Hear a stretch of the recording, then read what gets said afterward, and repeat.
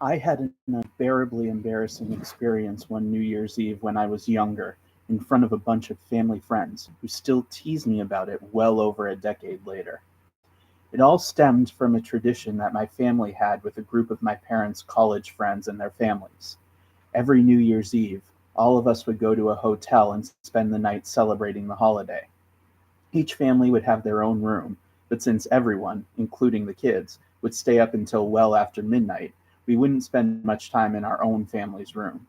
Usually, the adults would go to one hotel room and hang out, while the kids would all hang out together in another hotel room.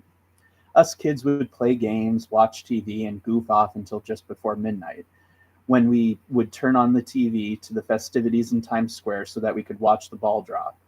And after that, we would toast the new year with glasses of soda or sparkling cider. But since there was a lot of time to kill in the early evening well before midnight, we would usually occupy ourselves by going down to the hotel pool and swimming until the pool closed, which would usually happen around 10 or 10:30 depending on which hotel we were staying at.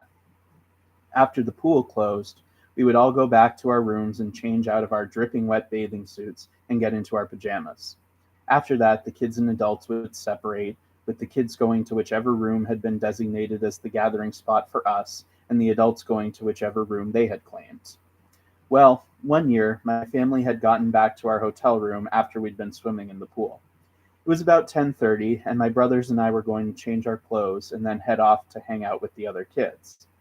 But I was an older kid at this point, and hygiene and cleanliness had become very important to me.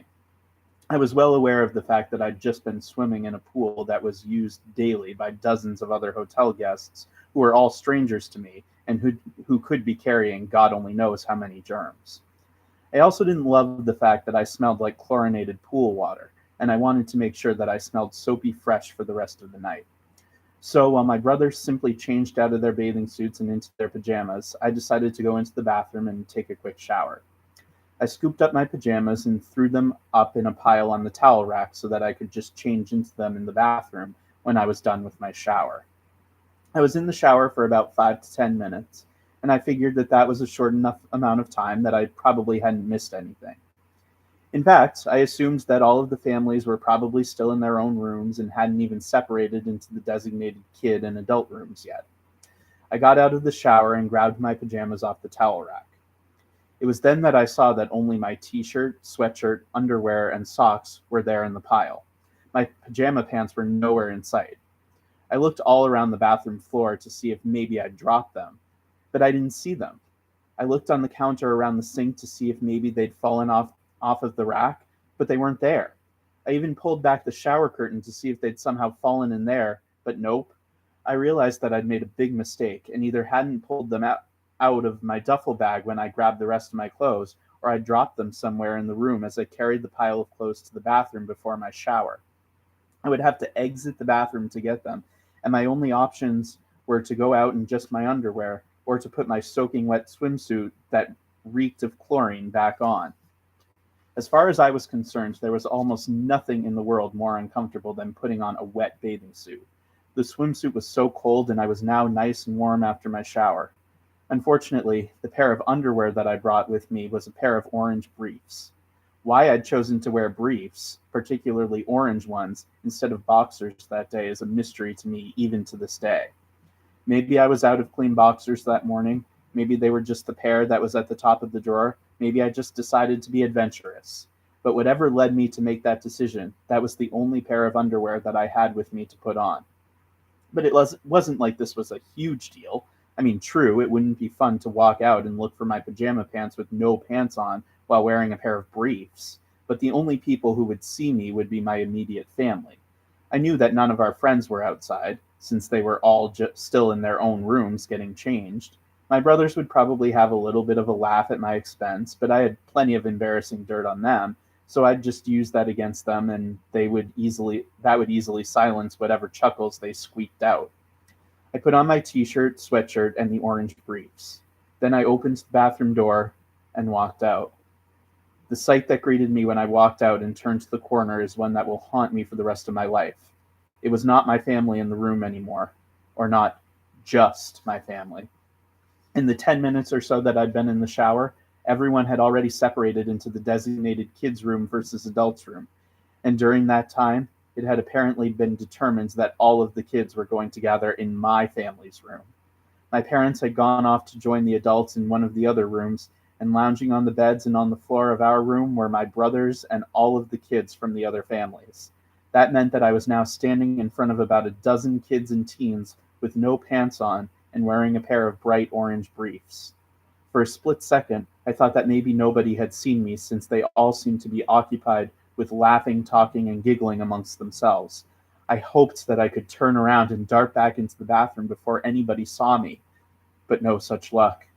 It only took about a second before my brothers spotted me and started pointing and loudly laughing at me. Before long, all of the other kids followed suit. Pretty soon, howls of merciless, deafening laughter reverberated throughout the room. In fact, the guffaws from the other kids were so loud that I could have sworn that someone in the neighboring rooms would come over and tell everyone in our room to shut up. As I stood there not knowing what to do or where to go, I kept hoping that maybe somebody would come to the door and scold the other kids for laughing so hard, and then I could duck into the bathroom to escape all of this humiliation. But luck again proved that it was not on my side that night. I was so petrified with shame and embarrassment that I was frozen in place. I knew in my head that things were not going to get any better unless I found the courage to move, but my brain and my legs were not communicating with each other. I was so mortified that my legs were practically locked in place as everyone else continued their endless chorus of chuckles. I still couldn't process that this was actually happening to me. This seemed like a scene out of one of those nightmares where you find yourself standing in front of a crowd of people with no pants on as they taunt and ridicule you. But at the time, that whole scenario seemed like something that could never happen outside of a bad dream. I had no idea that such an experience could occur in real life. Finally, one of my brothers, whose face was drenched in tears from laughing so hard, took the tiniest bit of mercy on me and tossed me my pair of pajama pants. This was apparently the jolt that my legs needed to kick into gear and run away. With the pants in hand, I turned around and practically dove back into the bathroom, slamming the door shut behind me. I did put the pajama pants back on, but I just knew that I wouldn't be able to go back out there and face everybody again. Even with my pants on, the image of me standing there in my embarrassing briefs would not be erased from their memory anytime soon. I was going to be in for even more teasing when I finally emerged from the powder room, and I was not looking forward to enduring that. So I sat down on the bathroom floor and just tried my best to let the time go by, hoping that giving them some time to calm down would mean that the taunting would be less severe when I finally came back out. Well, as it turned out, I kept myself locked away in the bathroom for the better part of an hour. It wasn't until nearly midnight that I finally was able to summon up the courage to rejoin them. I hoped that the excitement about the countdown to New Year's would distract them from the humiliating incident that they'd witnessed earlier in the evening. Fortunately, the time that I'd spent sequestering myself in the bathroom had allowed them to settle down a little bit, but there were still plenty of mocking smirks and sniggers thrown my way as I re-entered the room. Needless to say, this was not exactly the most auspicious way to ring in the new year.